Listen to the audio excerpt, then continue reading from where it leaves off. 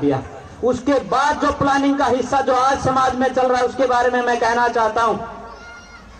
वहां वकील ने एक बात रखी अपने साथियों के साथ, जो उसकी कमेटी के लोग हैं। उन्होंने कहा जिस प्रकार से राम रहीम सिंह बाहर आ रहा है, उसके बाहर आने के पीछे ये है कि उसने अपने सामाजिक कार्यों को दिखा करके कोर्ट में रखा कि मैं तो सामाजिक काम भी करता हूं।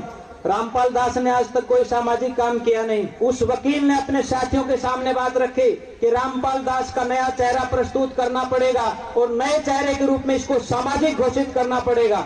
उन्होंने कुछ लोगों के मकान बनाने प्रारंभ किए, परंतु वो मकान ज्यादा से उठे नहीं, वो चर्चा में आए नहीं। उसके बाद जिस प्रकार से बारिश हुई और कुछ नहर नदियां टूट करके आई, हरियाणा के कुछ इलाके में पानी भरा, एक गांव में वो लोग भी पाइप लेकर के पहुंच गए और उस पाइप लेकर के पहुंचने के पीछे 10 यूट्यूबर को साथ में लेकर के चले गए और वो चीज वायरल हो गई।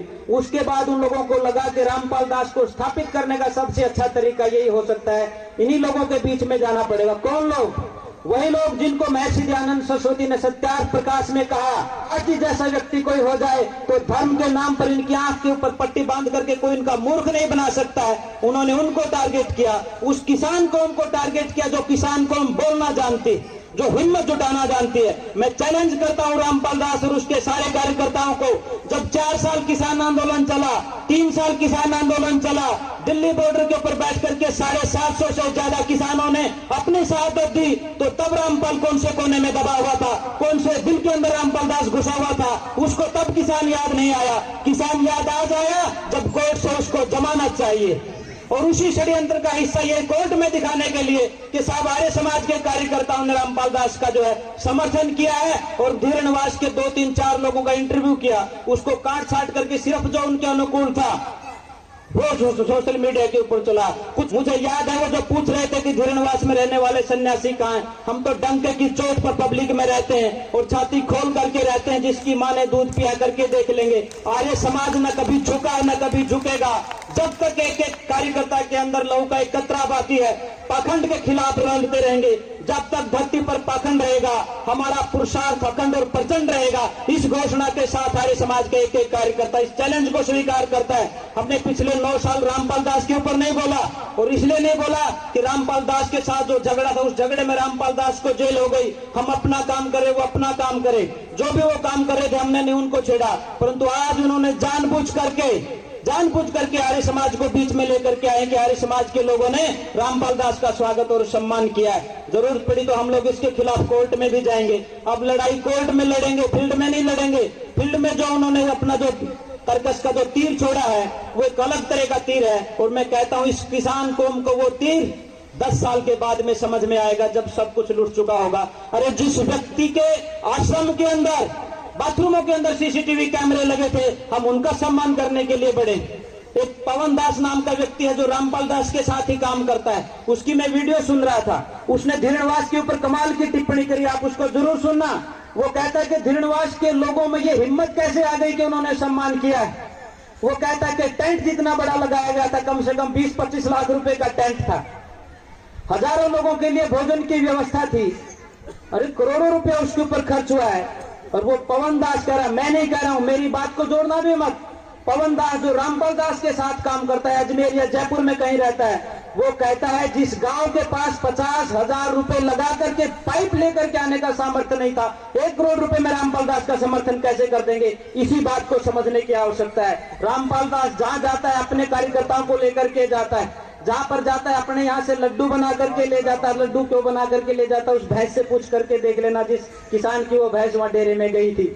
उसका ये जो षड्यंत्र है इसको समझने की आवश्यकता है।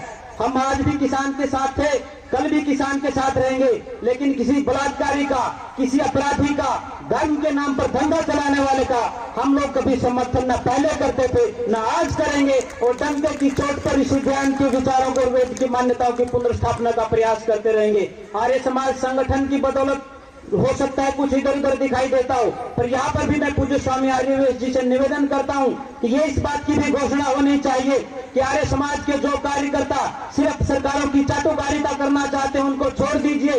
जो थाली में परोस करके सरकारों के सामने सरेंडर कर जाते हैं, उनको करने दीजिए। अब एक तबका वो उभर करके आर्य समाज में आना चाहिए जो गरीब मजदूर किसान की बात भी करेगा, जो वेद के सिद्धांत की बात भी करेगा, ऋषि ध्यान के विचारों को आगे बढ़ाने की बात भी करेगा, जो सामाजिक मुद्दों पर खड़ा होकर के आगे चलने के लिए भी काम करेगा।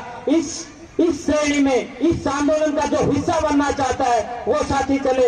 अब हवाएं ही करेंगी रोशनी का फैसला, अब हवाएं ही करेंगी रोशनी का फैसला, और जिस दिए में तेल होगा वो दिया जल जाएगा। अब वो ताकत पैदा करनी है जिसके दिल दिमाग मन मस्तिष्क में ऋषि दयानंद सरस्वती हैं, उनको किसी चीज का न तो लालच खत्म कर सकता है न कोई भय खत्म कर सकता है। कार्यक्रम में उनके पिताजी के पास एक ऑफर आया रामपाल दास के लोगों का, क्या आप अपने गांव की तरफ से रामपाल दास का स्वागत कीजिए, खर्चा हम करेंगे और आपके नाम से गांव में लाइब्रेरी बनाएंगे।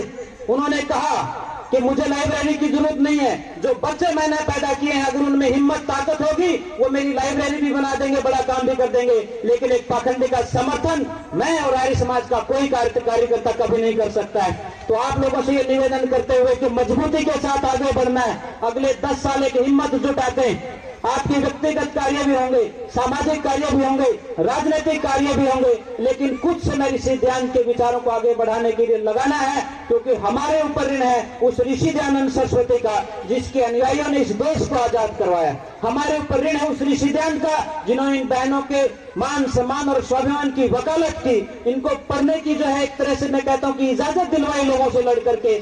उस ऋषि ध्यान के कर्ज को उतारना है और वो कर्ज तभी उतर सकता है जब पूज्य स्वामी आर्यवेश जी के नेतृत्व में अगले 10 साल का मजबूत संकल्प लेकर के, बिना किसी विकल्प के एक संकल्प लेकर के उठना पड़ेगा कि हमें ये लड़ाई लड़नी है, और सिर्फ लड़नी नहीं है, इसको जीत की चोटी के पहुंचा करके छोड़ेंगे। हम अगले 10-15 साल अपना काम करेंगे। ये नौजवान साथी बैठे हैं, अगली जिम्मेदारी इनके कंधों पर डाल करके हम अपना अवस्थान करेंगे। मैं भी अपनी वाणी को विराम देते हुए पूज्य स्वामी आर्यवेश जी को आमंत्रित